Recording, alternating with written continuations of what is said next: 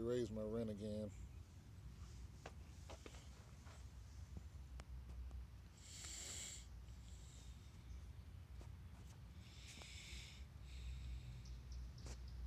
Second time in the year, and they told me it could go up again.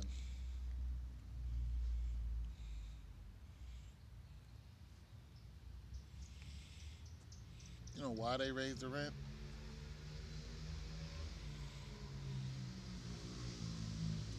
Because there some people came here. They had this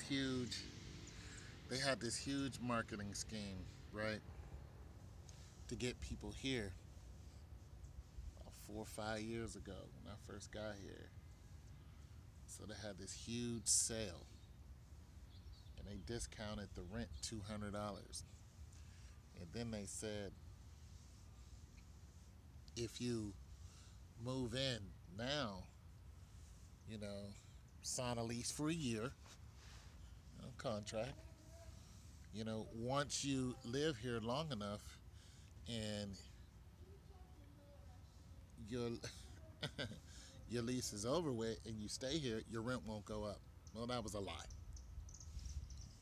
So, I've been here for, I don't know, since 2013, for about 5 years. Earlier than that, 2012. And they not only jacked my rent up once, they jacked it up again. Now, here's what they're trying to do.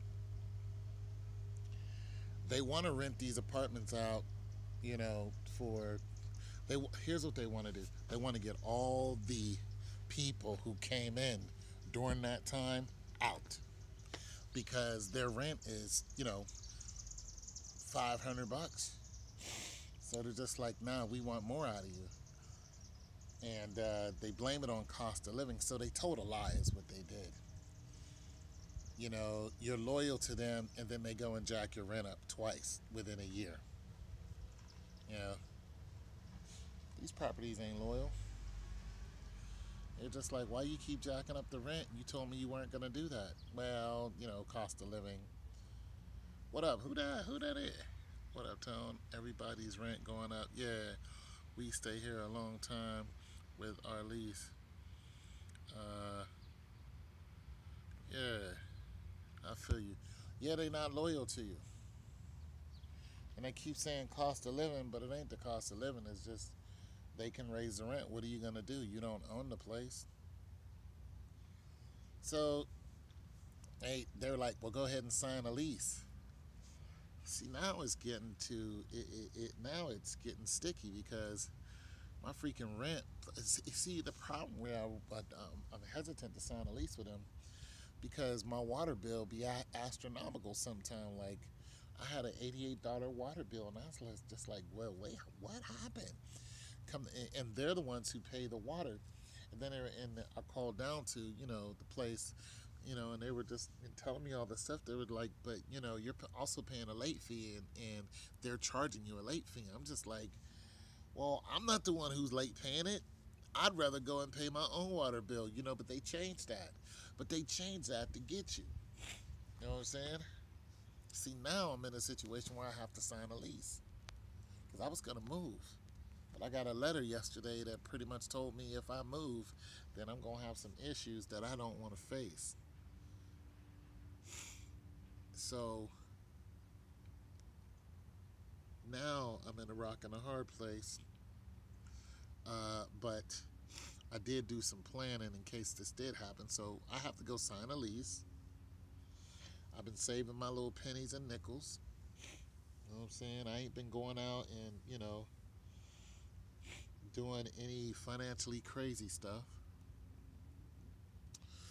Uh, I talked to the government about my checks. I'm just like, yo, we got to do something, because they was tripping out. So I got them on board, you know, and you know, I have to be here for about another 2 years. So I gotta be real careful. But I've been saving my little pennies and nickels, man, and I've been doing some little stuff, to try to help me get by, so I don't get into any I don't get in a tight bind, you know. And that's how it is when you're on disability. Everything is fragile. Every month is fragile on disability. It is because the government controls it. So if the government feels, they can just feel, feel like they don't want to pay you. They can just have some type of, eh, you know what, this month the sky was blue, so guess what? So, when when you're in a situation like mine and you get some extra dough, I don't care if you got $5 extra and you got everything covered, do not go out and spend that $5.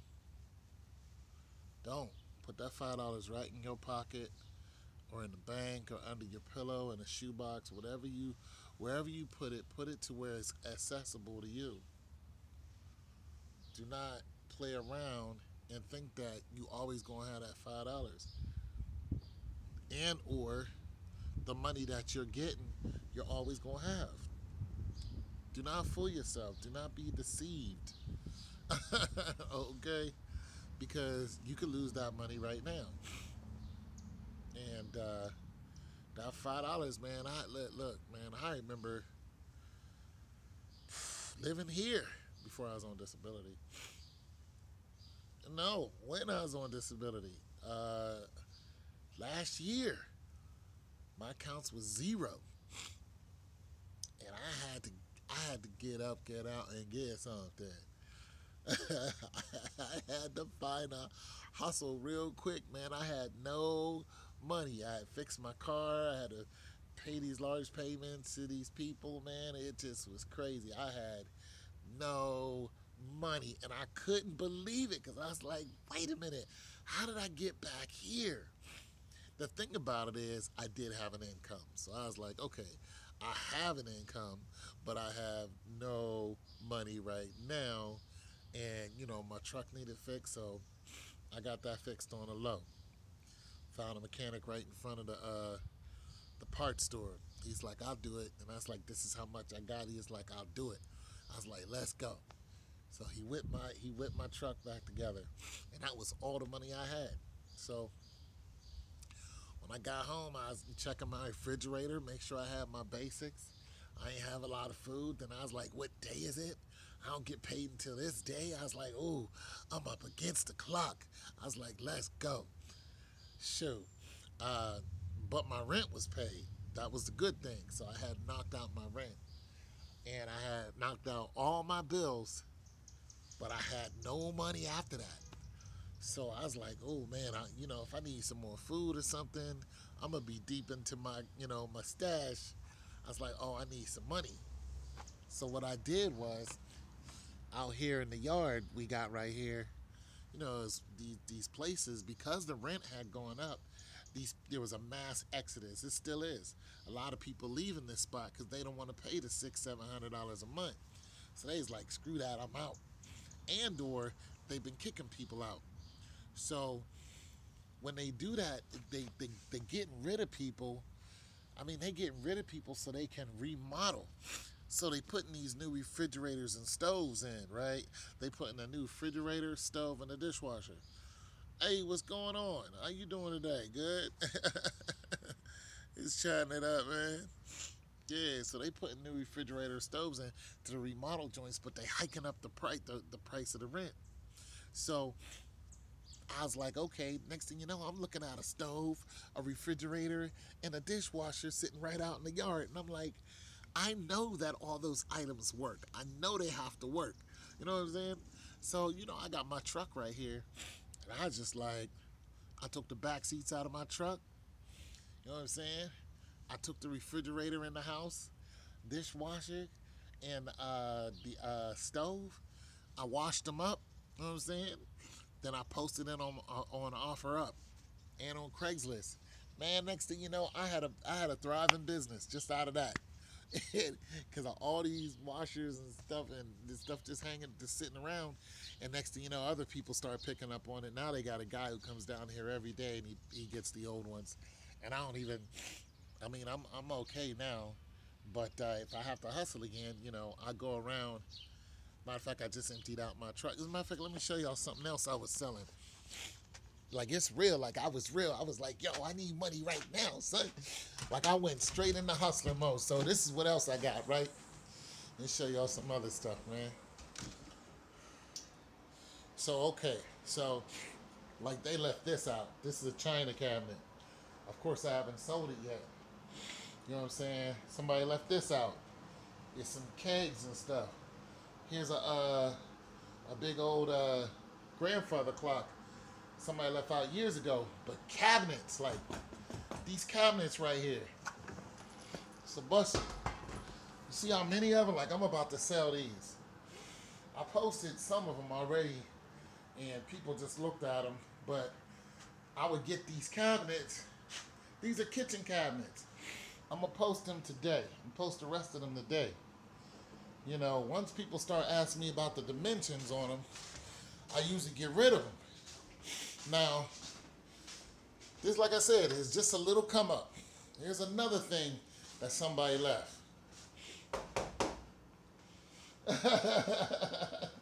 Washer and dryer, man, but this is the washer right here. And I turned it on, it comes on. I don't know if it actually washes because I ain't take it downstairs. But this washer comes on. You know what I'm saying? I got a little mini fridge right here. This is my dolly. So when I have, man, listen. But see here, the same cabinets. They've been remodeling, so they've been taking out the cabinets. And when they take out these cabinets, you know what I'm saying?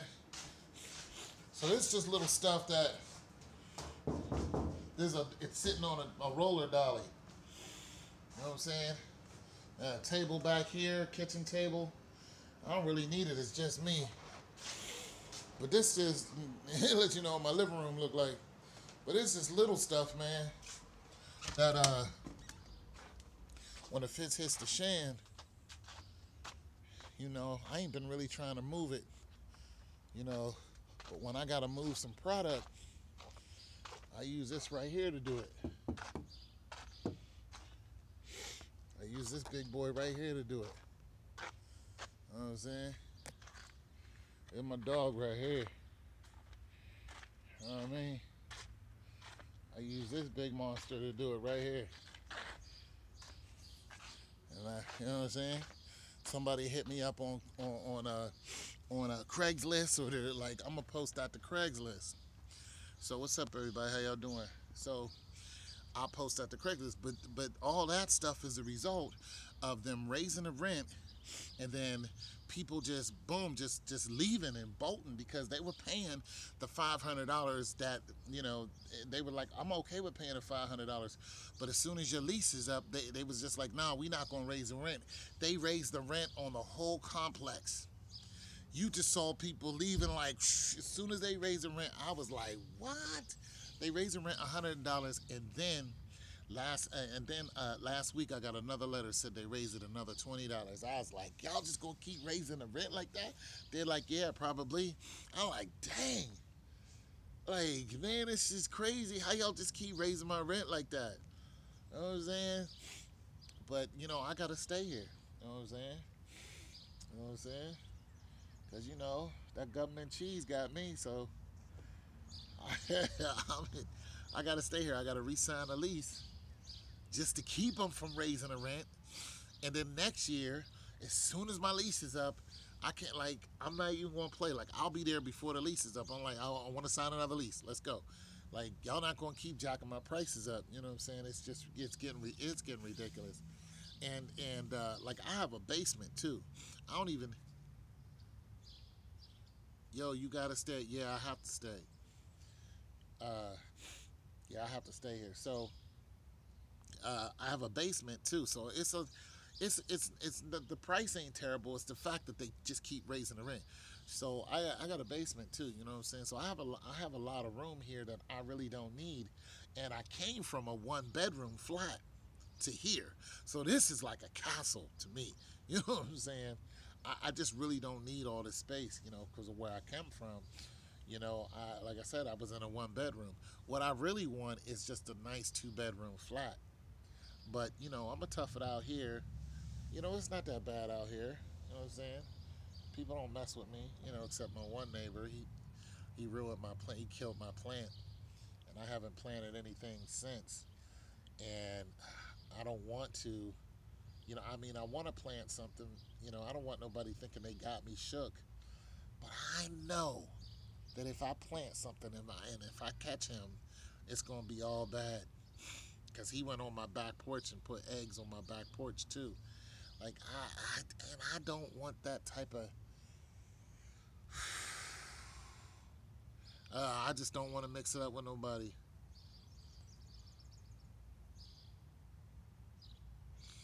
If you can afford it, it's all right. I can't afford it.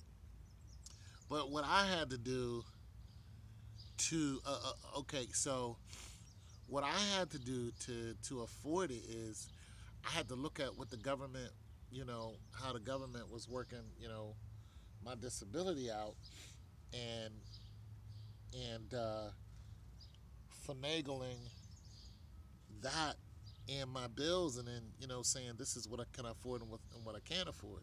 You know what I'm saying?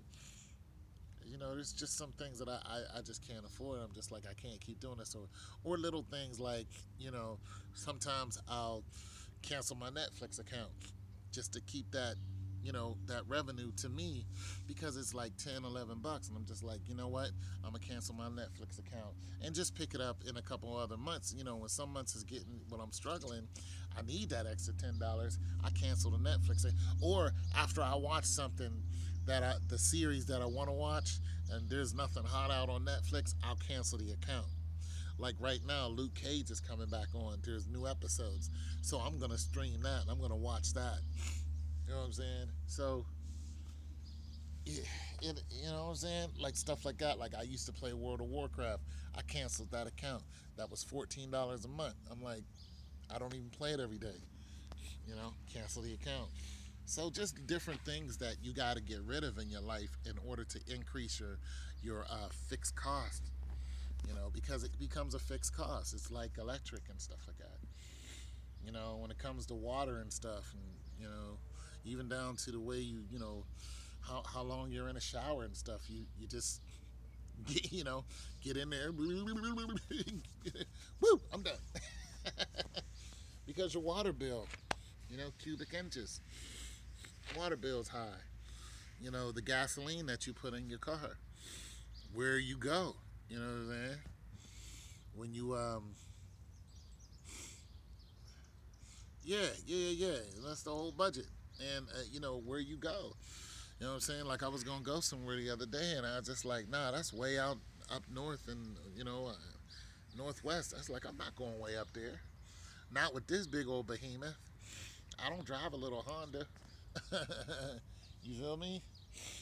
I don't drive no Honda. Little Honda, man. I drive a big old V8 truck. So I was like, nah, that's $20. That's the cost that I don't need. So I'm gonna chill right here.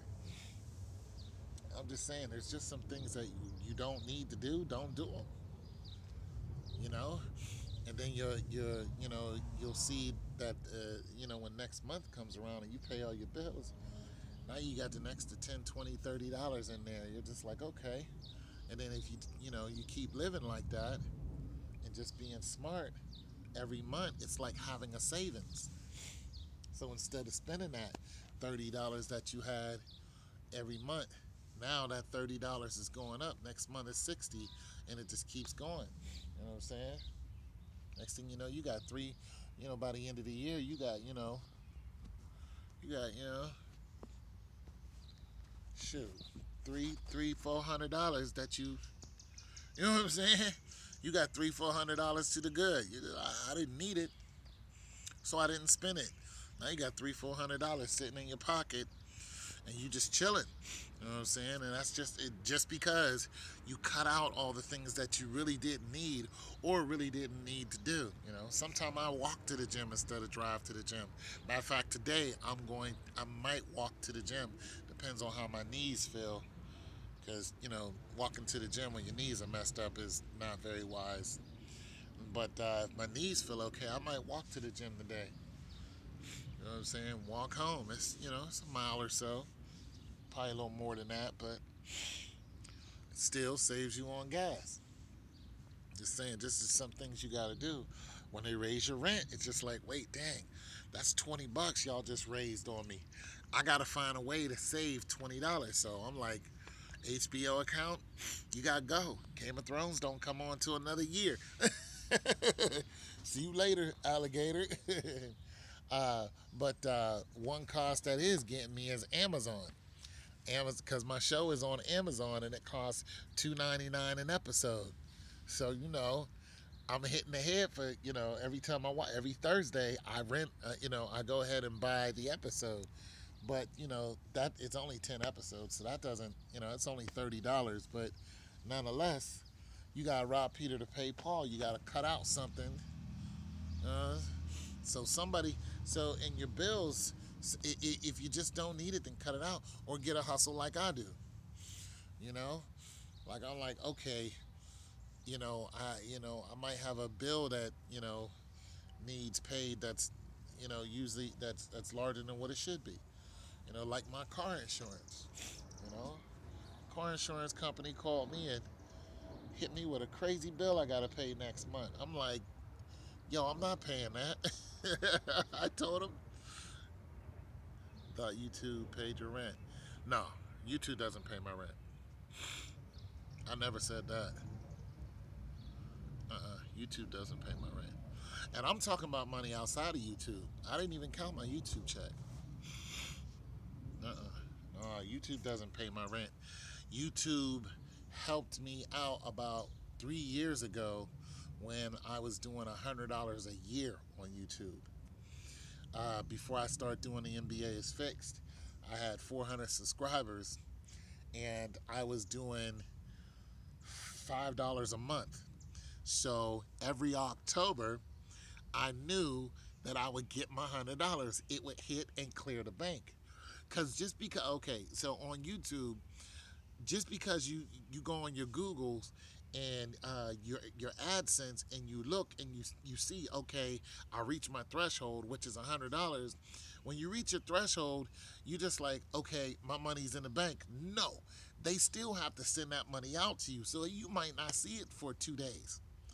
You know what I'm saying? So I I knew once I reached my threshold, I was like, in a couple days I'm gonna have that money, and I needed that $100 to pay my rent. You know what I'm saying? I was like, oh man, like I needed every. Oh my God, I needed every. Like I was looking around the house for pennies, yo. You don't understand. I started selling stuff in my house. I started flipping whatever I had. I started flipping in the crib. I was like, shoot, I could sell this. I really did, man. I sold some of my sound equipment. Boom, flipped it. Quick $80. Boom, flip this. Quick $60, $70. Boom, I would go and pawn this. Like I had to do it because I didn't have no money. So but I got enough together to where this is after my car accident. It's the reason why I had no money. Uh, so I got enough together to where I went and then I borrowed against my disability. And when I borrowed against my disability, there was a young lady that helped me down at the counterfeit ones. Looking good now, huh? Nah, never that. Never trying to get any trouble. I did exactly what I was supposed to do. I hustled it out. You know what I'm saying? I found a way to hustle it up. And but that was years ago, man. I'm not in that situation now. Cause I learned from it. I learned to save my pennies. Like literally. Like listen, I didn't even have enough to buy a bottle of water. I was up against it like that, bro. I was calling the rental office like, yo, like how much will you take? Like I was up against it. But I worked it out. And YouTube paid me that $100. I was like, oh, I know I'm about to get $100. Boom. Called my account, was on zero. The next day, boom, you have $100. I snatched that $100 out of there, ran down to the rental. Man, I had an eviction notice and everything, bro. It's crazy. I worked it out, man, and then God blessed me when that young lady, I was like, listen, I said, how much can I get if I borrow against it? She was like, you can only get this much. I was like, that's not gonna help. She's like, how much do you need? I was like, this is how much I need. She said, listen, I'll give it to you, but you have to make sure you get it back to me. I was like, you will have your money. Trust. Man, boom. I got it back to her. Um, that next month, my money came in from my disability. I went down there to see old girl to not only to give her back her money, but I was gonna buy her lunch and stuff like that. It turns out she wasn't even there. Yeah, yeah. Life is. Yeah. It turned out she wasn't even there. So there was some other young ladies working there, and I said, "You young ladies hungry?" I was like, "What y'all want to eat? I got you." They was like, "We want some K fry. Just go down the street." They was humble about it. They was like, "You can just grab us some K fry." Like, I was like, "You got it." You know what I'm saying? I went down there, ordered up some K fry, bring it back. Here y'all go. It's like, "Thank you." I was like, "Nah, you don't understand. That young lady helped me out like so good, man, and she came through for you, boy. I mean, so that's the way I am now. I'm just, I always got something. I'm always thinking about something, some kind of way where I can get some quick cash, because I've been like this for years. But when I got in that car accident, it really, really, I mean, it hurt me, of course, but it hurt my pockets, man. I had bought a new truck. I had to sell it. Like, I was hurt, man, cause I busted up the transfer case in it, and I had to sell it. In the other truck that I had, or the van that I had, the dude totaled it, so I had no wheels. So I went from having two good working vehicles and making $600 a week to having no money, like silt your money and no vehicle. It was just like, man, hey, that commercial life comes at you fast is real stuff. I was like, man, life does come at you fast. It happened so quick. And I was on my way to work when that dude hit me, too. It happened so fast. I was like, oh my goodness. And I struggled for about a year. About a year and a half, I struggled. And then finally, I got on my feet. And then I did some things to financially help people in my family. And boom, you know, my money was gone again. And then some other things happened around here. I was just like, dang, I'm on zero again. And that was last year. I wasn't even, that wasn't even a year ago. I was like, damn, I'm on zero again. I was like, oh, I got to get back to my hustling days. And sure enough, I got that dolly in there I showed y'all. I showed y'all that stuff I got in my living room. I start flipping that stuff, man. I had to do something. You know what I'm saying? I ain't gonna go out here and with that dude talking about counterfeit or do some illegal stuff. I'm not a street dude like that. You know what I'm saying? I never was. My hustles have always been legal and they always paid off. So I was like, yo, I gotta do something. Seen all this garbage that people didn't want and I knew it was valuable. I'm like, somebody will buy those kitchen cabinets. Sure enough, this one lady was like, yeah, I'll buy them. You know what I mean? Then my new neighbor, he was like, yo, I'll pay you $25 to, go up and get this, like to use my truck. And then I realized that my truck itself is a money maker. You know what I'm saying? Because people need you to haul stuff around. You know, especially if you have a 4x4 open bed. Oh yeah, oh yeah, baby. If you got a 4x4 flatbed, yo, you never be broke if you keep that joker, yo, and you post on Craigslist. Man, listen, I had to hustle hard. Like one time I was a handyman. Like what I was I was a handyman's assistant. So, they had this dude who, go around fixing stuff. I would just be his like handyman, go and fix somebody's kitchen sink or bathroom, whatever. Boom. And one time I actually worked for some storm chasers because I didn't work in corporate jobs anymore because they kept firing me. So I was out on my own, just like, okay, looking on Craigslist, and then they posted on Craigslist. They was like, we need a handyman, to do odd jobs, this, that, and the third, and this how much they pay. Man, they was a bunch of storm chasers from Colorado. So what they did was there was a hailstorm here where I live, and it was citywide. So they follow the storms wherever they go. There's always a hailstorm somewhere. So what they did was there were a bunch of roofing contractors.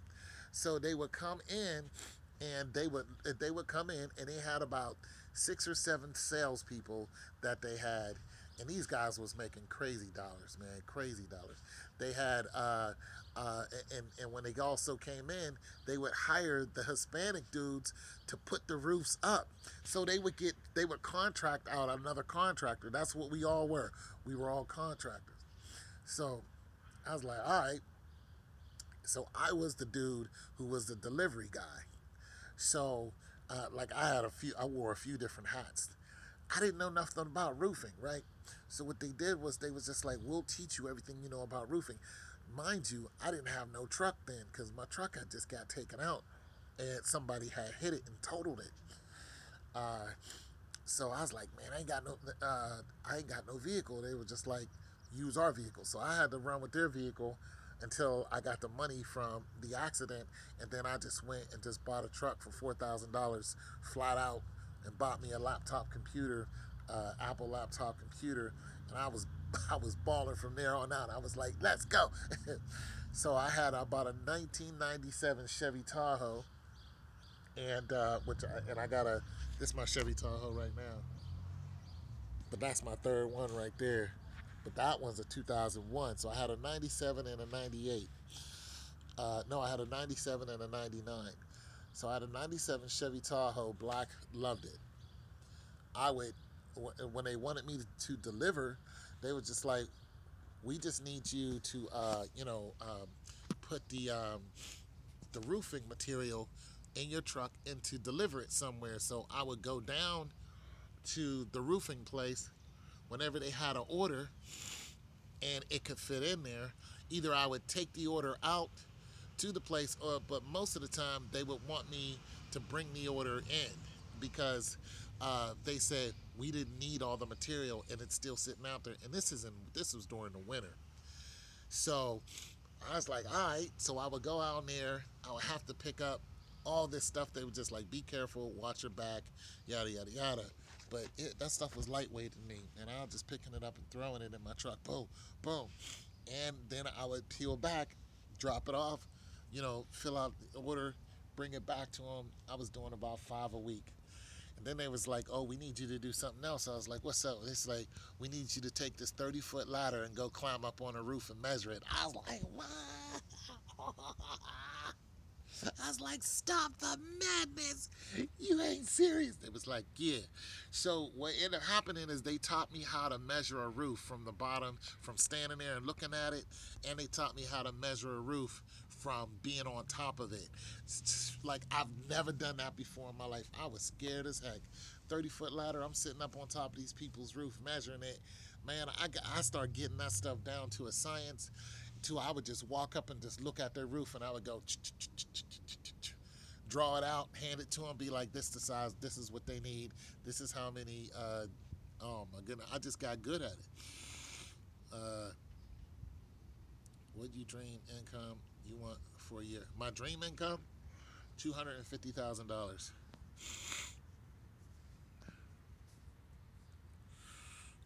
Yep. A year, right about there. I don't want to go over 300.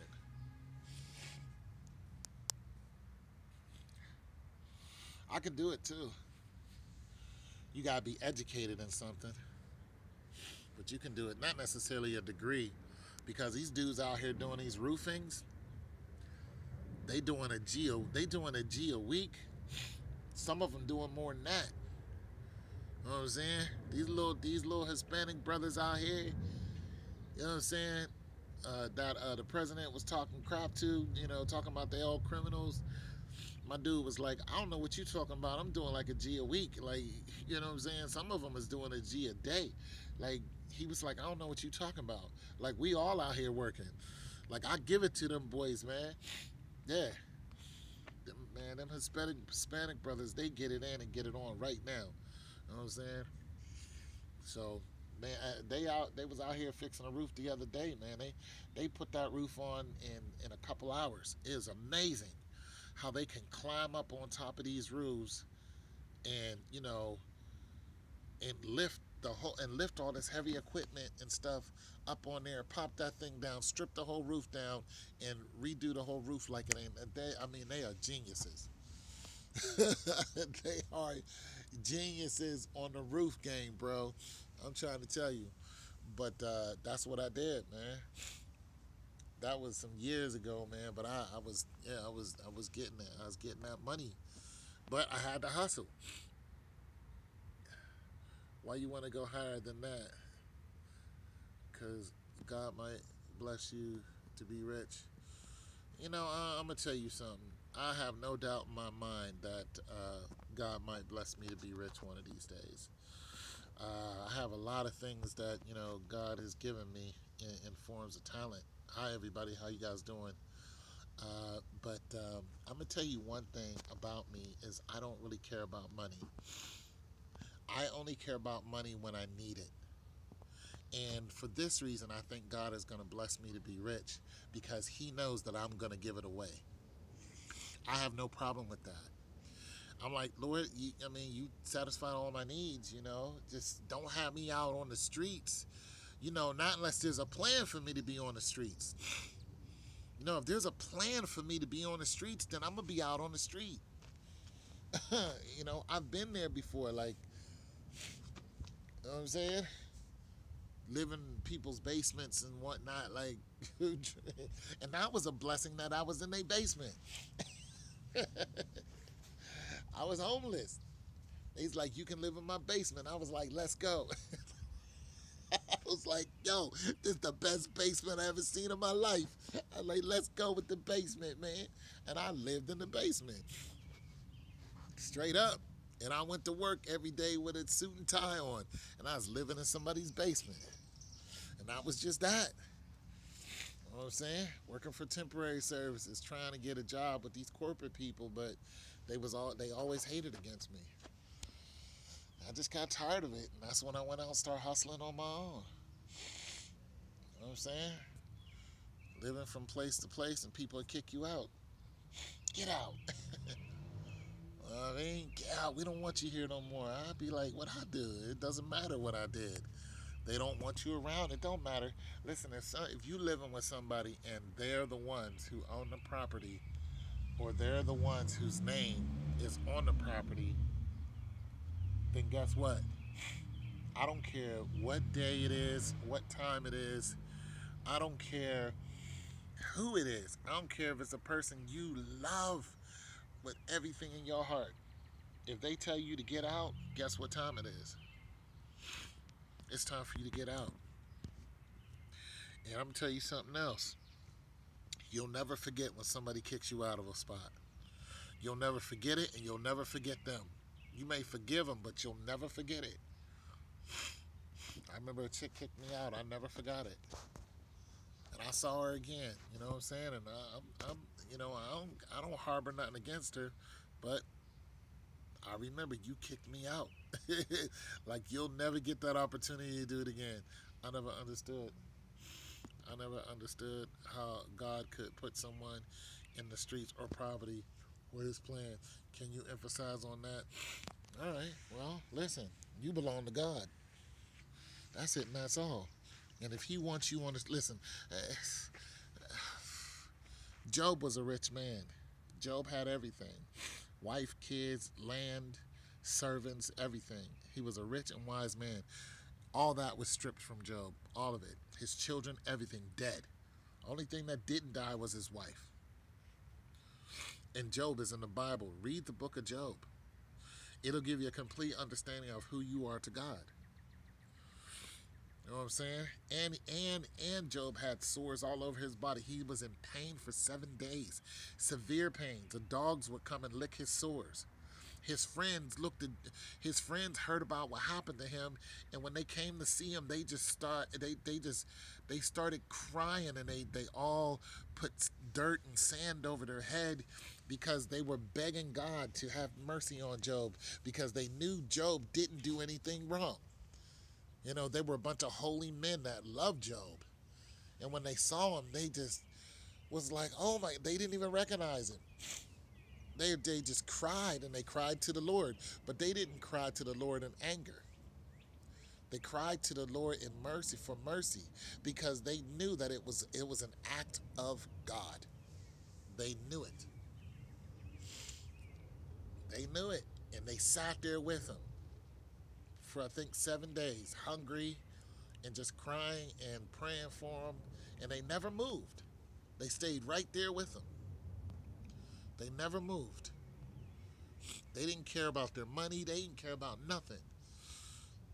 I mean, his house was gone, his land, his servants, his children, everything was gone. And his wife was like, curse God and die. And he was like, woman, should we not take the good with the bad? And then he would look, and then he looked up at God, and he was like, I wish the day that I was born had never came. And he pretty much was he blessed the Lord, but he was in so much pain. He was like, I wish I would have never been born. I wish my mother's womb would have never opened so I can be delivered. Like, read it, you know. So it gives you an understanding of who Job was and what you are to God. You are a servant, and you are God's child, but you do what God wants you to do. And if God wants you to be on the street, then guess where you're going to be, and there's nothing you can do about it. But if God says be on the street, and you know God is telling you to be on the street, and you give up everything you have, and you go live on the street and do what God tells you to do, you better believe that there is going to be a mansion for you somewhere, somehow. Listen, you might not see it in its lifetime, but when you get to heaven, there will be no more living on the street for you. And some people ain't got to wait till then. God to turn that whole thing around. Next thing you know, you got a beautiful woman, or if you're a woman, you got a beautiful man. You got children, healthy, strong. You know what I'm saying? You got yourself the crib that you didn't even want. It just fell out of the freaking universe. And next thing you know, you living in this beautiful crib and land and money and everything. But when you're living in that situation, you never forget where you came from. You're just like, I know none of this belongs to me. I know it. I know what you did. I know that I am not my own. And I know at the snap of God's fingers that I will be right back to where I came from if I sit here and take, pride in this. That's why you see some very rich people who are very humble because they know the snap of a fingers, you're right back to where you came from. And that's it and that's all. So you gotta read that word to find out who you are to God, man. God will put you on the street. Next thing you know, you got some street people who are out there, saving souls. And you got to understand, there's some people who live on the street who don't want money. This one guy said, listen, I don't want to pay bills, so I live on the street. People on the street are very healthy, you know. You got people who are living on the street and they're begging for money. And then you got people who have money who are living on the street. You know what I'm saying? You got people who are living in these big houses and can't afford them. You got people who are living in a cardboard box and got long money, long dough. You know why? Because they're living in a cardboard box. My sister's one of them. She lives in a tent. She was living in a tent in Atlanta. She was driving a brand new car though. She had 2 jobs. Still got the car and the 2 jobs. Think she lives with a dude now. She was living in a 12-man tent, getting it. Nobody bothering them. Tent, nice. Lived in a tent. What's going on? Sorry, brother. What you sorry about? Trying to get audio. Can't hear you, Tone. Hear you. You hear me now? Okay. I don't know what's going on with that. Yeah, it's awkward. Uh, hey, on the street, but they don't want to be rich or more money. Well, you got some people who are who you got some people who don't know what to do with money. Money was not Money is not their forte. This is why you have a lot of rich people who all of a sudden are broke because they don't know about money. They don't know that money is a living entity. You know what I'm saying? There's an ebb and flow to money, and you can lose every dime that you have just within an instant. I'm gonna tell you some cases of that. Like Mike Tyson made $400 million in 1 year, but Mike was illiterate. He was illiterate, so he got taken advantage of. You know what I'm saying? He got taken advantage of by a lot of people, by his wife at the time, Robin Givens, by his management. They took advantage of him because they knew he was a cash cow. And what Mike would do, he would go out and buy a $250,000 car, and because he didn't have a license, and he would, if the police was coming, he would get out and give the car to somebody. He really did that. Got out and gave the car keys to some guy and was like, here. He lost his mind when he found out that Brad Pitt was screwing his wife. Okay. What Mike Tyson would do would pay people to be around him because he was lonely. He's 22 years old. He was paying people to be around him because he didn't want to listen to the silence. He always was drugged up. So there's some people who are not ready for all that money. I'm not ready for all that money. I don't want God to give me $400 million and I'm not ready for it. If the Lord gave me $400 million, I'm just like, okay, what's the plan? Because you know what comes with this $400 million? A bunch of groupies, a bunch of criminal cases, things that I didn't do, a bunch of false allegations, a bunch of accountants who are going to siphon your money. The bank takes your money. You got these people who win the lottery and they put their money in the bank and they thinking it's safe. No, the bank takes your money. Next thing you know, $50,000 is gone. It's just like, where'd that go? And then, you're thinking, member FDIC and it's protected by the federal government. No, that money's gone. Some bank manager siphoned your money, and when you call to find out where it is, nobody's going to have an answer because they were all in on it. You're not going to get any answers from that branch. And then you're going to have to go through this long lawsuit just to try to get that 50 G's back, and that lawyer is going to take you for 50 G's. I'm just saying, you're going to get a lot of lawyers who are going to, shoot the. You fool around and get a lawyer, the lawyer's going to set you up. The police will set you up. They find out you got all that money, they'll send somebody to you just so you can catch a case. Think they won't. You catch a case, next thing you know, a lawyer pops up on your front door. I hear you need a lawyer. How did you know I needed a lawyer? You caught yourself a charge from, some chick. You're just like, I don't even know this person. You know what I'm saying? Like, I have no idea what you guys are talking about. Well, guess what? It doesn't matter. The legal system now has you in their sights. And now you know what I'm saying? Now you're going to go get snatched up at your house and you got to post bond. Even though your bond is a third, you can get some trumped up charges You get trumped up indictments and get over indicted. Next thing you know, your doggone bond is $250,000. And that's the 10%. But they know that you got it. They know you got it.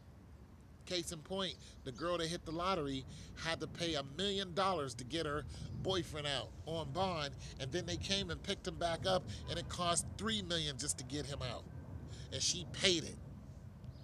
She won $87 million. She paid it just to get him back out twice. Where do you think that money went to?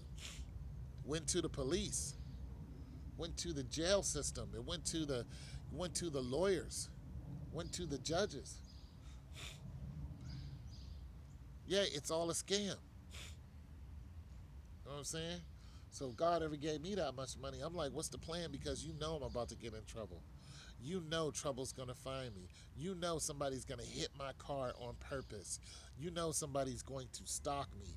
Somebody's going to make allegations and say, if you don't give me money, I'm gonna kill myself. That actually did happen with a lottery winner. Lady threatened to kill herself just because he wouldn't give her money. That really did happen. So I'm saying, sometimes it's not good to have all that money. What about that one dude who had all that? He won $3 million, and that white woman came and killed him and buried him in the backyard. Sometimes it's good. Sometimes it's good to stay under the radar. You know what I'm saying? Live in a little town home. You know what I'm saying? Or out in the country somewhere. You know what I'm saying? Or what about the guy who owned the farmland? The black guy, he owned a bunch of farmland, and they wanted his land. They came and knocked him off and took his land. Knocked him straight off. Like, we want your land. He's like, I'm not selling it. They knocked him off and took his land. Or the banks that do that. The banks that have high interest loans on purpose. And all these houses and all these foreclosing on these houses. Some of the people who were selling, the realtors who were selling these people these houses when the housing market broke, they were selling them the houses. They went to jail. You know why they went to jail? They went to jail for ethics. It was unethical for you to sell somebody a house that you knew that they couldn't afford it. You and the bank knew that these people couldn't afford it because it was a fluctuating. The monthly price would fluctuate. So sometime it would be $700 that month. The next month it would be $1,500 for that same month. Had a fluctuating mortgage. I know a dude who was in the six figures and he was selling these houses. Making six figures when the housing market broke, he was living at my house. He was sharing my one bedroom. You know what I'm saying? He's knocked out on the couch. Like, bro, you know, you cool with me, but you're not too smart. But in his heyday, he had a brand new 4x4. He had a really nice crib. He would have parties at his house. He would take his girl out and spend $200 on food. She drove a nice BMW. I mean, he was doing it, man. He was buying her all kind of nice stuff. His friends all had money. It was just crazy. When the housing market broke, he had $0, and none of those people helped him out. None of them. The one person that helped him out was me. I was the one person who helped you out, bro. You were homeless. He stayed with me until some other girl, hitched on to him. He went and lived with her. And last I checked, he was living with her. And working at a place that wasn't paying him. Just like, you're not smart at all. Why are you working for a place that doesn't pay you? He was working at a place that doesn't pay him. Now he's working at a place that pays him. But I was like, dude, why would you even do that? You couldn't convince me to do such a thing. What's good, man? What's good? Give me the truth, man. Just talking about them raising the rent and just different ways to keep your head above the water. when you out here, when things don't go your way, and next thing you know, you need money. Just talking about different hustle games that I've had, uh, within the last 10 years. Heck, within the last four. When I needed money. And you know, talking about saving money and how God blesses people to have and or not to have money. You know, you can have money right now and tomorrow got none. You know what I'm saying? This one reason I watch American Greed. Like I love watching American Greed because when you watch it, you'll learn about one how the people who got tricked in the stories of American Greed were greedy. American Greed exposes the people who were greedy and tried to come up on because somebody else said, here's a way to come up. It's just like, wait a minute, bro, you was already greedy. You had enough money. I don't feel sorry that you got took. You had enough money, but you wanted to invest. Okay, I don't have a problem with investing. But when this investment said that you're going to get a 15% return, that's just, you should have known something was up. You should have known. Like, the only people I feel sorry for really is like this one guy was stealing people's money. It was like in an escrow account, something like that. And you're allowed to keep your money in certain accounts. And what he did was he got a hold of these accounts. And yeah, real estate. But yeah, once he got a hold of these accounts, he would go ahead and siphon off the accounts to pay for like these huge yachts. He married this chick and bought her millions of dollars worth of stuff, and he was just draining these accounts. And the one of his secretaries was just like, "Yo, you're not allowed to do this." And he says, "Well, I have a legal opinion," you know, which means they were saying that he was allowed to do it. But the thing about it is, the people whose accounts were getting drained didn't even know because these accounts were supposed to be safe. See, when you put your money in the bank, that money is not exactly there. This is why a lot of people who are into investments they understand that the bank takes your money and it does things with your money to make more money. That's what it does. Like this one guy got upset. He was a black man, walked into a bank. The teller treated him like crap. He was just like, wait, you being racist? And they were being racist to him. So he says, okay, I want all my money out of this bank. And then when they went to check his account, they didn't want to be racist anymore because he had $9 million in his account. And when he said he wanted all his money, he said, I want it all in cash. And I want it right now. So the bank manager had to come out and try to sweet talk him. He was like, nah, like, I don't want a bank here. You guys are racist. Give me all my money right now, and I want it all in cash. And they had to find a way to give him his money. Of course, it takes days to do that, depending on the size of the bank. But they take your money and they can either borrow against it. They may go and buy homes and then have people, either rent or buy the homes, and then that money starts coming in. So it's digital that your money is there. Sometimes you might have that amount there. If you got $25,000 in the bank, there's a good chance that $25,000 might be around depending on the bank. But let's just say that you have 2.5 million. It's a good chance that they don't have 2.5 million sitting there. Good chance it's not there because you got to consider it's $25 million plus somebody else's, plus somebody else's. You know what I'm saying? Like they might not have 25 million sitting there. They might only have $1 million on hand, and actually doing so many things with that money, where that $1 million in that 1 year is like creating an interest of 10%. So now you got 1,100,000. You know what I'm saying? So it kind of works like that until the bank builds up more and more money. Then they go and brick and mortar and get another extension and say. So now you see that there's a people in People's Bank on this corner. Well, there's so many people who went and put their money in that bank and created a savings account And when you create a savings account, there are certain amenities to that account to where you don't have to keep drawing out of that account. So you have your checking account and your savings account. Your checking account is the one that's going to have more activity on it. Your savings is for your savings. So they promote savings so they can keep your money there. Then they can take that money, your 40,000 that you put in there for savings, take that 40,000, go out here and buy some land. Now they own the land. You know what I'm saying? Now they own that land. They're gonna go and they're gonna sell that land. So they have $40,000 worth of land they just sold to someone who comes and builds a brick and mortar pizza shop on that land. You know what I'm saying? Domino's or something. They just build a new Domino's pizza on it, uh, along with an extension of Domino's and yada yada yada, taking up 5.6 acres, whatever.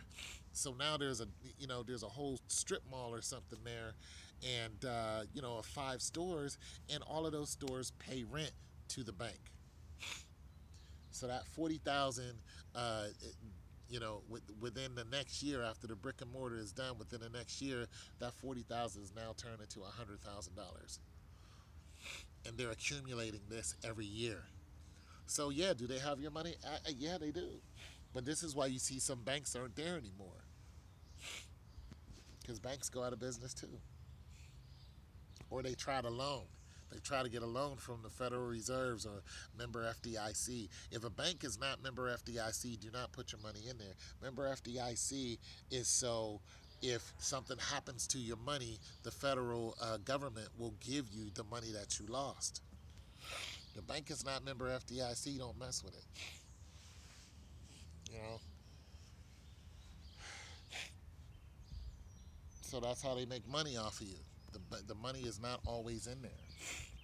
And when they make that money off of you, then they go somewhere and buy stuff to make more money, and they do. You know, then they have more incentives, and next thing you know, they got more customers, and the more customers, the more money that the bank has, and the more secure your money is. But you'll see in American greed that there's a lot of people who can come and take that money in one shape, form, or fashion. So let's just say that you won yourself a settlement. I've won a couple settlements within the last 5 years. I've between my car crash, between my automobiles being hit, between disability, and I want another settlement for shoot, I forgot what it was, but it took it a while to come. But once it hit, you know, it wasn't a huge settlement, but nonetheless, it was a settlement. It was money that was owed to me because of a mistake that somebody else did, and boom, I want a small settlement. So I would go down and get my money, and boom, all this money, started accumulating. I was like, okay, I'm not doing bad, you know. But that money came and went because I didn't know how to hold on to it. I didn't know how to hold on to it. If I had a situation like that happen right now, I would have a lot more money, but I would look the same. You wouldn't even know. You wouldn't even know I had that money. I wouldn't even talk about it. I wouldn't say how much I had. I would talk about money, but I wouldn't say how much I had. It's just not necessary, But when I got that money, I was just like, woohoo! Just like a lot of people do. When you're hungry and you finally get food, you're happy. You're excited. When you're poor and you finally get money, you're excited. You go and do things that, you usually don't do, and, your money starts leaving your pocket and everybody will take it. And that's just it. Until you learn about money, and then once you go broke again and you're like, I'll never do that again, and you come across some more money, now you're just like, okay, I know what not to do. I know who not to hang around. I know that these people are just after my money. I may love them, but I know that as soon as I have some money, they coming out of woodworks. Nah, I'm good. I know that I have a very charitable spirit, but nonetheless, my charity will get me broke and put on the street. So I don't want to do that again. I know I need more than one vehicle because it's just a good safety net to have more than one vehicle. So I'm gonna take this, $5,000 to $6,000 and go buy me a nice little used Honda, a little, nice little used Honda, little six banger, and just keep it nice, oiled up real nice. You know what I'm saying? Make sure everything is right on it, and whenever the fits hits the shan, boom, my one car breaks down, boom, I got my little reliable joint right here. Yeah, yeah, that's how you do. You got your reliable joint. You got your fun car. You put your rims on. You got your stereo in, all that other stuff. Then you got your everyday family car. Just your. It's not a hoopty though. If you need to put it on a road and drive to Louisiana, you could do it because it's a good, reliable car. You keep up with it. You don't just let it sit there and let the tires go flat. You look up under it, you smell it. You run it for a while, take it out every now and then just to go around the perimeter of the city to make sure the engines sound right over, the distance of 10 miles or something like that. Make sure you don't smell no antifreeze.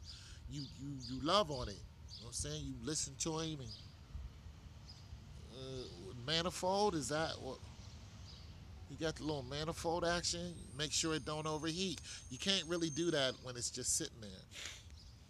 Sometimes a car won't overheat until you get over a certain amount of miles. Next thing you know, you smell that sugar, you smell that antifreeze. You like, oh, okay, what's leaking on it, like where's it coming from? You got to investigate because you don't want to do this and next your mama who live in Louisiana got an issue. You gotta go see her. You don't want to take the fun car. That's not what that car is for. You want to take the reliable and do 700 miles in it and not be afraid. You know what I'm saying? Tires on it's good. Everything even. I mean, you know what I'm saying? All the gauges is nice. All the fuses is up to, you know what I'm saying? Things like that. Because if you don't do that, you're going to get out there and get stuck. All the lights is working right. Saying things along that line. You just got to put some love in it. Y'all put a little love in your car. Just spend a good day with it. Like, what's up? What's popping? I got some issues with my car I'd like to deal with. But it makes me want to have another hoopty. Not something that's a broken down something, just something that's like just a nice little, I can put 700, 800 miles on it and I ain't got to think about it. But I'm a big man, so a small little sedan don't really do it for me. I need something that's gonna help me my legs stretch out, because I'm not a small person, so I need to be able to, if I'm going to do a long miles, you know, that type of thing. Because I'm not taking this thing 600 miles anytime soon. I need some new tires on it. And I want to get some new tires. But new tires on this thing is $700.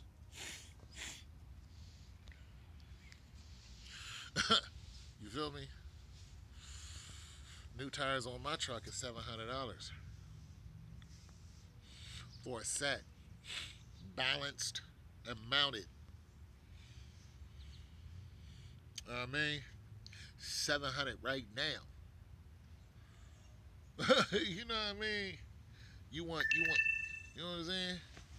You want to do what with who? That'll be $700. You feel me? These joints right here, these grabbers right here, them joints right there. Yeah, that'll be $700. Spank you very much. And that's it, and that's all. I used to have a guy. I used to have a guy to give it to you cheaper. Give it to you half the price. You know what I'm saying? That's $700. That's just for the tires. Huh? You ain't got $700. You ain't rolling up into here. You ain't rolling up in the Firestone. You ain't rolling up in the NTB. You ain't rolling up in the NTB without $700. Not today. I bet you ain't rolling up in the NTB. Not today. NTB. You ain't rolling up in the NTB like that.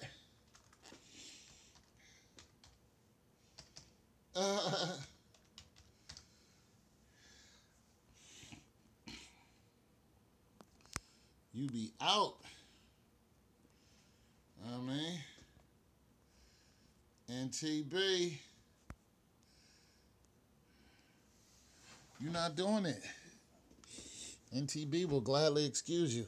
They'll be like, yeah, that'll be $700, sir. Be like, wait, what? You be like, wait, what? How much? That's what I'm saying. You gotta save your pennies. Like literally. You know what? Here, I'm gonna show y'all where I save my pennies. I'm gonna show y'all where I save my pennies.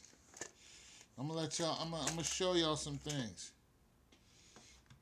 I ain't gotta do this, but I'm gonna do it just cause, you know. Today's Friday, ain't it? Yeah, I'm going to movies. See, there I go. I wanna go to the movies. I'm gonna show y'all where I save my penny.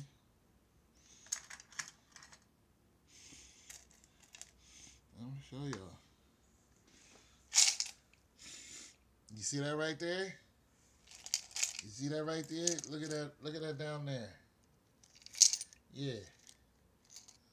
See them things down there? I'll probably about $5, $6 right there. I keep that on deck. I keep this on deck right here. I keep these quarters on deck. I mean, you know what I'm saying? Just in case I run out of something. Heck, and I might need to go and get some money some kind of way and I ain't got none. You know what I'm saying? I keep this right here on deck. I'll be like, okay, all right, I got this much money right here. What can I do with this much money? And I start looking around the house to see what I got. And I'll be like, all right, I got this right here on deck. And I'll be like, yeah, how much is this?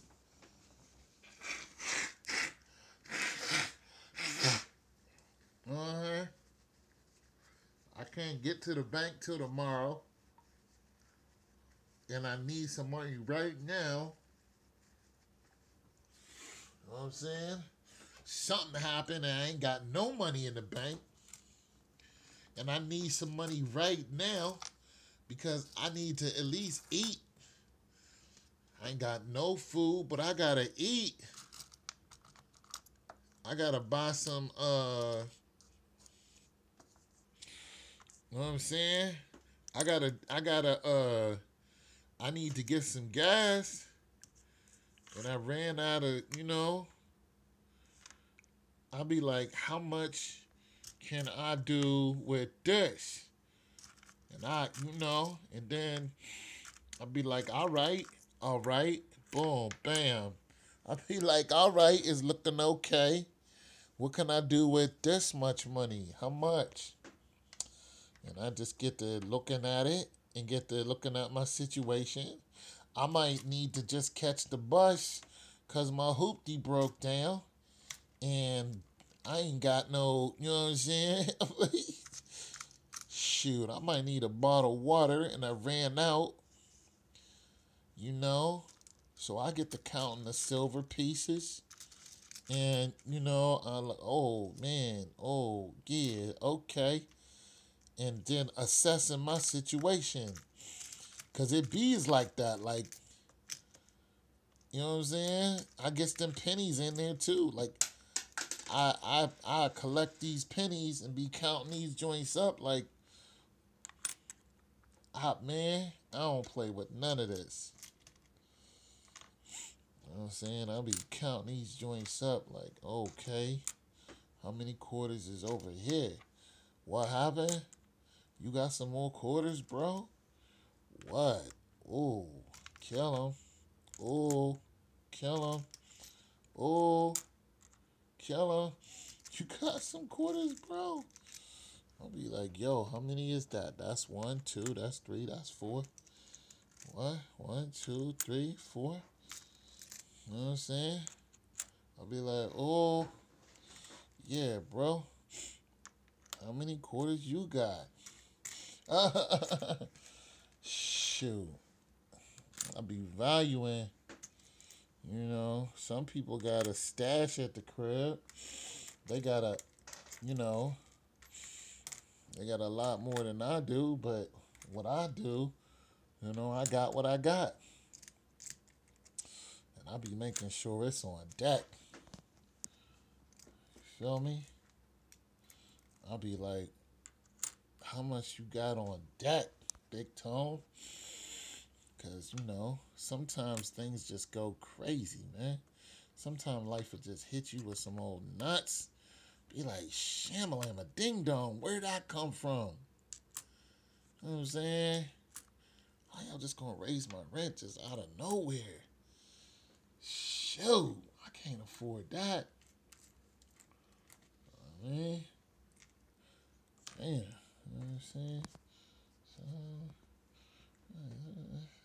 some nickels, man. I got a couple dimes here, bro. So, I got some dimes, bro. What's up, man? Some dimes on here, man. Some nickels, some pennies, or some. Man, shoot. Ooh, ooh, ooh, ooh. Ooh, kill him. Oh, yeah. Oh, that's only 3. That's 3 there. That's 3 there. I got another one, son. Yeah, son. I be counting all these joints, man. I don't even be playing with nobody.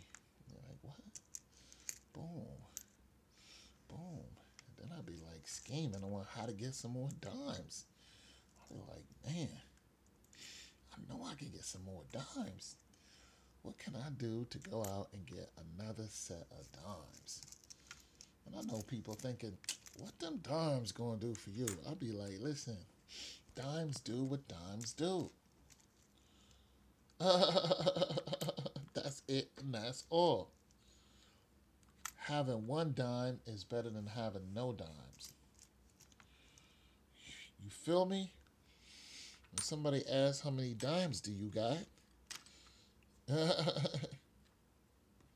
And your answer is you ain't got no money, then you wish you at least had a dime. But if you have no dimes and you need a dime, then guess what? You ain't got no dimes. If a man is walking down the street and he has a dime, and another man is walking down the street who doesn't have a dime, guess who got more money? The dude with the dime. So that's why I'll never look at the dime and go, man, that's just a dime. I'll be like, man, that's a dime.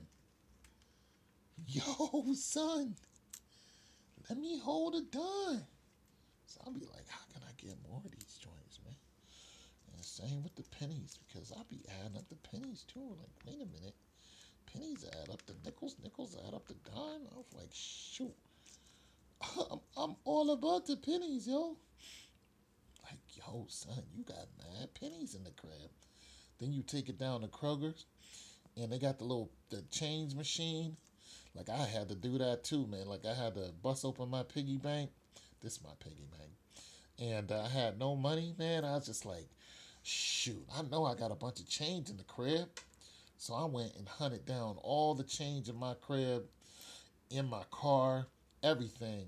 And I took it down to the Kroger machine and cashed it all in, man. Next thing you know, I had like 20 bucks. I was like, let's rock. Let's gas in the car. Let's go. Because if I can just get over here, I know I can make more money. And that was my whole modus operandi. If I could just do this, I know I could do this. And you know what I'm saying? And that's the way I operated. That's the way I still operate. You know what I'm saying? I get up in the morning. First thing I do in the morning is thank the Lord that I'm here. And then I think about what I'm going to do for that day. And then I make my phone calls. You know, I make my phone calls to see. I make my phone calls to see how much money I have in the bank, and then I look at what I need to do, and if I need to spend any of that money, you know, and I look at my bills that need to be paid and the ones that are already paid, and then I start calculating. You know what I'm saying? And that's every day. Not a day goes by where I don't think, oh, I need to do this or I need to do that. You know, just because I don't go to work doesn't mean I don't, you know, my mind is not working on something. You know what I'm saying? Yeah. And then I stack up my little joints. Yeah. I count them out. Okay. You know what I'm saying? Yeah. I start counting them out. 1, 2, 3, 4.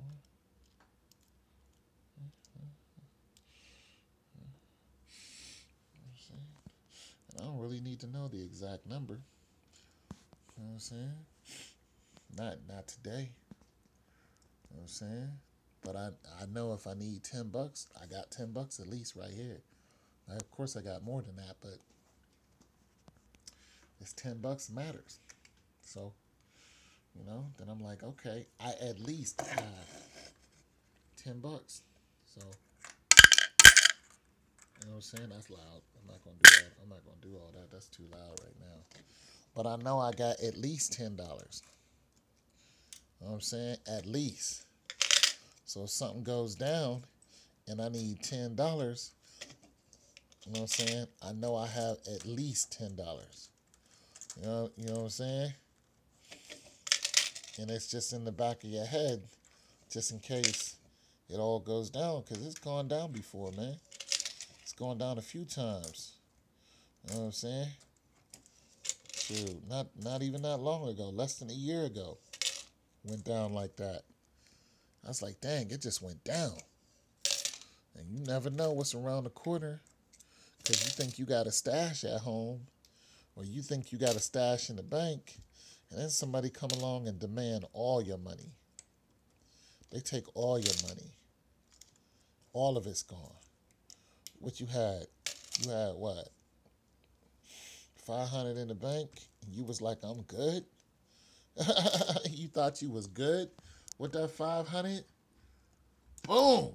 Next thing you know, you hit a guardrail. You know what I'm saying? You was trying to dodge a deer. Kantatsu. Ijian and Kantatsu. Hitagama. You know what I'm saying?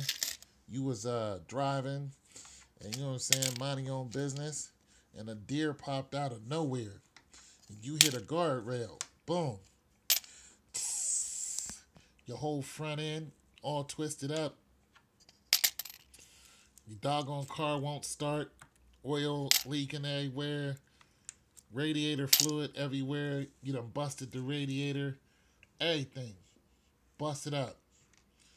You know what I'm saying? Your car insurance will pay for it, but you know what I'm saying? You still got a copay. You still got, you know what I'm saying, other things you got to pay for. If you ain't got no AAA, you got to renew that. That's going to cost you 100 and something. Next thing you know, your 500 turned to 200 turn to 100, turn to 50. Shoot, now you got $20 in the bank, and you can't even go withdraw that without being fined $3. Not unless you at your own bank. So you got $20 in the bank you can't even go and get. Your bank card won't even let you get your $20. Ain't that something? So what do? You know what I'm saying? When you get home, you got your stash. You got at least $10 of stash at the crib. You got to rock with that until payday. You got to find a way to work it out with your $10 until payday or until you get some money. This is what you got. This is all you got. You might want to try to go borrow from somebody, but ain't nobody really trying to look at you when you talking about borrowing money. Don't nobody want to hear from you. Don't nobody want to come around when you in need like that. You on your own. You and your stash. Y'all on your own, man. You on your own. It's just you and your stash. You got $10 and you on the bus. You call, you find out how much it is so you can still get to work. You know what I'm saying? You're like, okay, I need to catch 2 buses every day to get to work. It costs me $2 one way. Unless I get a transfer, that's $2.50. So, shoot. You know what I'm saying? That's only 2 days worth of riding. Man, that's a rough one. You know, your homeboy, you work with him. He don't live too far. You know what I'm saying? See if you can throw him a $5 to take you to work all week. And you take the other $5 and, you got $5 in your pocket. And you tell him, shoot, when my situation get right, I'll give you 20 for the, or you take your $10. You wait till the next day. You go to work, right? The next day. And then on your way back home from work, you catch the bus to the bank. When you catch the bus to the bank, you go withdraw $19. Now you up $24. Now you up $24. Boom, just like that. You got $1 in the bank, you up $24, your account is still open. Let's rock. Now you can catch the bus. If your homeboy say no, you can catch the bus back and forth to work until you get paid on that Friday. Boom, when you get paid, you got your $700 in your bank or whatever you get paid, direct deposit. Boom, it's back on. You back in the running. You just got $700 until the next week or the week after that or whatever it is. However it is you get paid, you got your $500, $600, $700. Just saying, you got your stash, bro.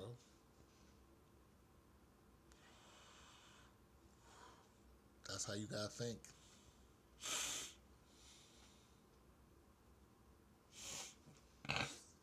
You got your stash, man. $10 stash.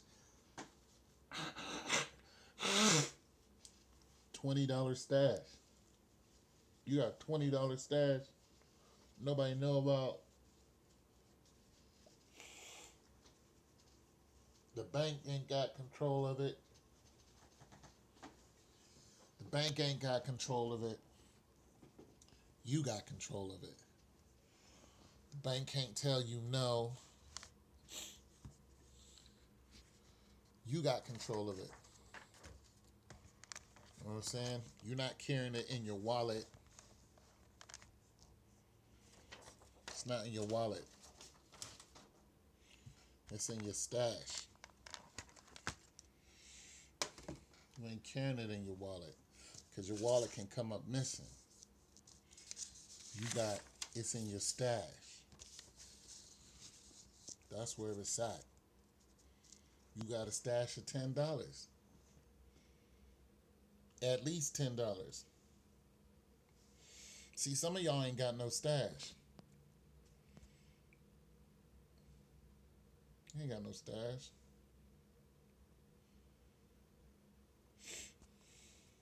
You codependent. The bank closed right now. You can't get all your money. You ain't got no money in your wallet. Now what? You done went on a little excursion. You out of town. You out of town on your little excursion, and all you got is bank cards.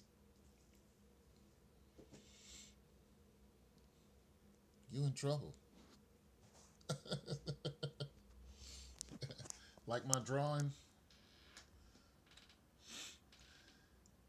my little sword fighting dude.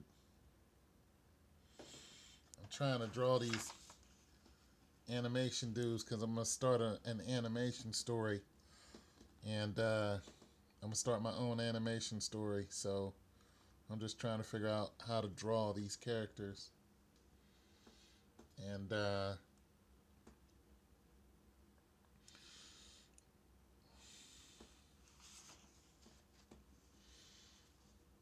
just drawing different dudes, and I'm gonna start a little storyline. You know what I'm saying? Start a little storyline. Who this? What up, Izzy? What up, Iz? Yeah, I'm gonna start a little storyline. You know, I'm on summer break until next week. What up, Iz? You getting money today? You getting money today, Iz? Big dog, you getting that bread? Big dog, you getting paid? Everybody getting paid? Guys need a stash, man. You got a safe place in the crib where you can stash your money?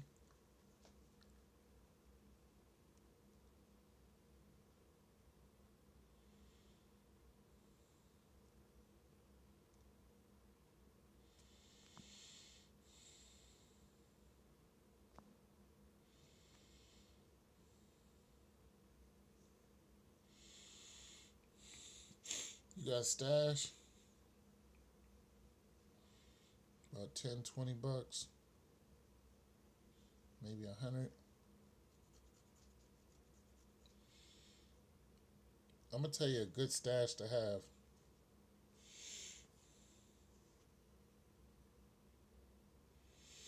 You got to stash the cash. What up, Ward? You got to stash the cash. I'm trying to tell people. You got to have money that's not in your wallet, that is not in the bank, that you and only you know where it is,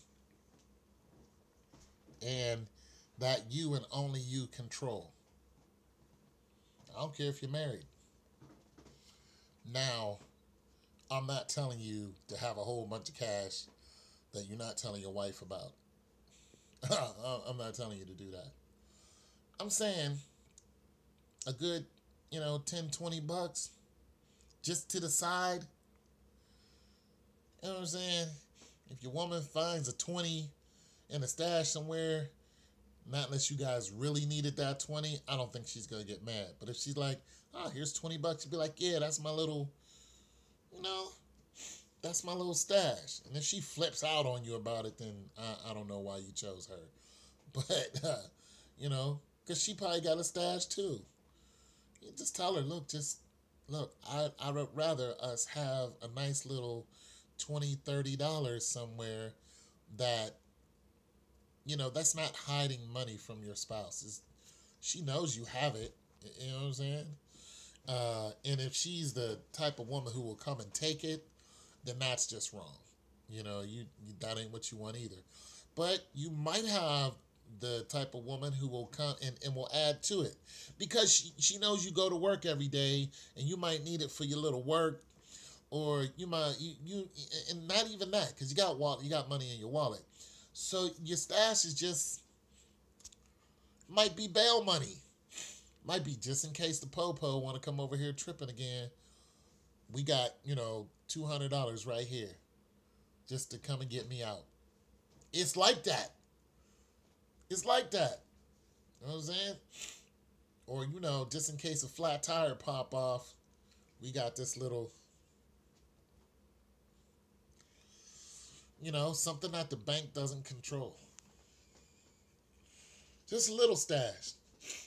Something that if it's gone, you're not all messed up about it. You ain't happy, but your whole life doesn't crumble. So there's some people who got a bunch of money in a shoebox and they living off of it. Just like, that ain't what I'm telling you. It's your extra stash that you put away just a little bit. Now, somebody like Susie Orman will be like, no, invest it, put it in the bank. And it's like, nah, because you don't control the bank. You don't control your bank account. You don't. I'm gonna tell you right now, you do not control your bank account. If the bank wants to make up an arbitrary fee right now, they can do it. And you know what they'll call that arbitrary fee? A service fee. Everybody has a service fee now. I got hit with a service fee yesterday from my insurance because they made a mistake on the payments, and then they called me and told me I had to pay more. And I was like, well, I know there's a late fee or a service fee attached on it. They was just like, yeah. I was like, well, this is your fault, not mine. They're like, okay, we'll take it off. But if I would have never said nothing, I would have paid them the service fee. Something they did, I got to pay for it. So you got to watch that, because something like there was a bank out here that got, there was a lawsuit against them because they did that. They had a service fee, and next thing you know, so many people complained about it, they ended up with a class action lawsuit. You gotta watch that. Or if you take your car to the shop, you'll see all of these fees on there that have nothing to do with your car. You'd be like, what is this for? Like one time there was a fee this guy wanted me to pay, and I was like, what's this for? He was like, everybody pays that. That was his answer. His answer was, everybody pays it. Everyone pays it because nobody asked you about it. And I just stood there and stared at him, because he knew I was not about to give him money. And there's a good chance that I'm going to report you to the Better Business Bureau. I am. I'm going to report you to the Better Business. If I pay this money, I'm going to call the Better Business Bureau, and I'm going to report you to the Better Business Bureau. So I just looked at him, and he took it off. I was like, I'm not paying an extra $60 for this, and I don't know what it's for. His answer was, everybody pays for it. So just imagine how many people he stiffed out of their $60, $70 just for something that everybody pays. That's how they get you. These service fees and stuff like that. You just let them know, I'm going to report you to the Better Business Bureau because this has nothing to do with what you did. Okay, let's go. Let's go. Here, I'll take my car. Here's your money. I will be talking to you soon. Thank you very much. Write the name down. They'll start changing their mind real quick. Well, we can go ahead and take it away this time. No, bozo, I'm going to report you to the Better Business Bureau because you've been ripping people off. That's what you do. This one, I was out of town and my car broke down. And I was quoted a price to fix my car, but when I got there, the price went up. Went up $250. I paid it. I was like, all right. I know you guys are ripping me off because I'm from out of town. And I paid it. What up, Lonzo? My rent is close to $700 now. So, close to it. How much is your rent? What you paying out there where you live? What's your rent? Yeah, but like I said, I don't make money. I'm a disabled veteran. Oh, okay. Yeah. They got some places $800 out here. Heck, I think some of my neighbors are paying more than that because they got the newly remodeled black refrigerator, all this other stuff with the nice countertop. Kitchens look nice. They paying for that. I'm not paying for that. I don't want none of that. That's why they want to get me out of here. So they can put somebody in here who's going to pay all that and remodel this place. I don't care about none of that. You ain't got to remodel nothing up in here.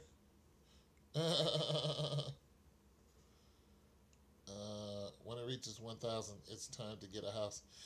You know what? I start looking at renting a house. I was interested in that because one of my neighbors who moved out of here, uh, he got a little girl, him and his wife and his little girl, and he rented a house for 1,000. So I can't afford to rent a house for 1,000. I would have to go back to work on a regular basis. Um, but if I could, like, if I could afford, like, in order to afford a house for 1,000, or rent for 1,000, or mortgage for 1,000, you probably need around $2,000 income a month, or at least 1,500. At least 1,500, at least, because you got to consider your rent, your insurance, or you got to consider your insurance, your just all your other fixed costs. You know what I'm saying? Your light, your electric, uh, light, water, electric, your insurances, car and home. Um, then you might have some other stuff out there. How much you doing? Well, see, the food varies. My food varies. You know what it varies around? How much I work out. If I have a high regiment of working out in that month, then I have to eat a whole lot more. So I don't have an answer for you on that. But I can tell you this. I eat a lot. I don't eat out hardly at all. I cook everything.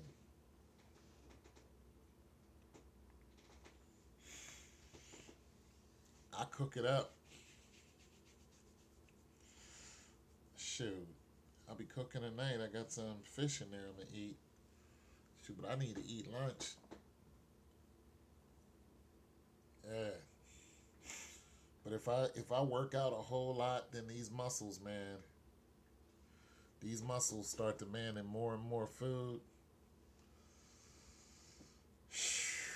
That's what happens when your muscle starts growing. It needs to be fed. It's just like, yo, I can't. If I could afford it, listen. If I could eat like if I had enough money to eat right, I would be so big. My frame would be so big, dude. I would be a big man. Like my chest would be sticking out to here. You know what I'm saying? If I ate and worked out like I'm really supposed to, like and lifted, you know what I'm saying? I would be a big dude, just a big, colossal sized dude, man. I don't think I want to be that big anyway, but naturally my body would do that. I can see my body doing that easily. You know, putting up 450, just, you know what I'm saying, snatching 315 and just doing sets of 10 with it. Crank. Grabbing 450.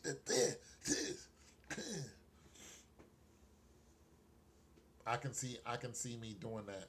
I can see me having that type of strength easily because my frame can carry it.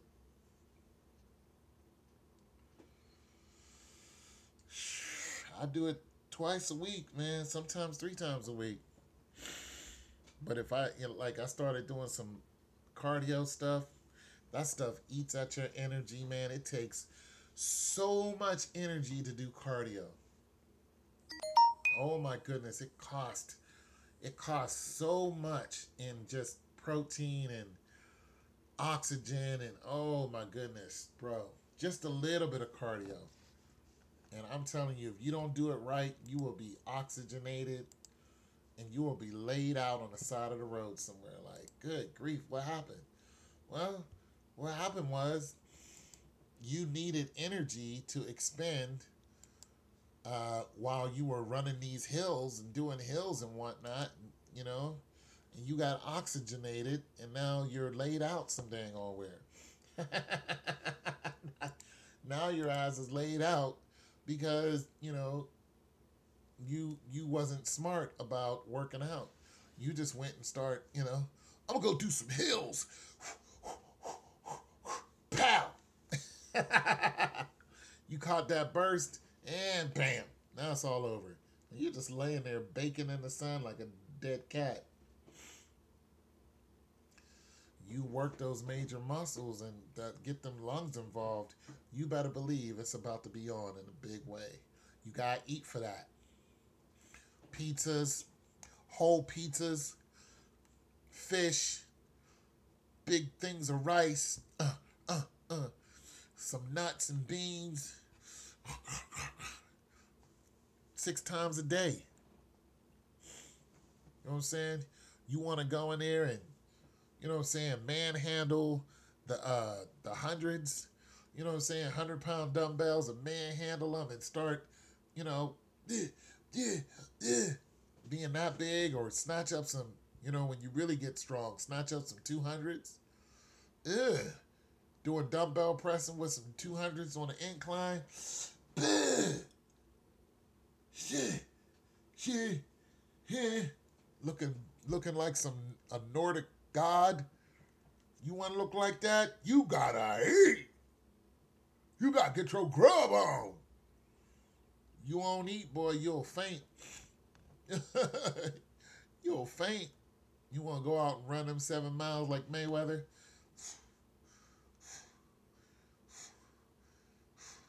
You gotta eat. I ain't talking about no doggone hamburger once every now and then. You gotta pack it in. If you don't, you're gonna be hitting the mouth. You know what I'm saying? You're gonna be trying to get your oxygen up. Your whole body just gonna fail on you. Then if you're not careful, your whole body is just gonna stop. Anyways, I'm about to be out, you guys. Thanks for stopping by and listening to the old dude rant. God loves you, man. Get your family saved, get yourself saved, and love the Lord thy God. I'm out.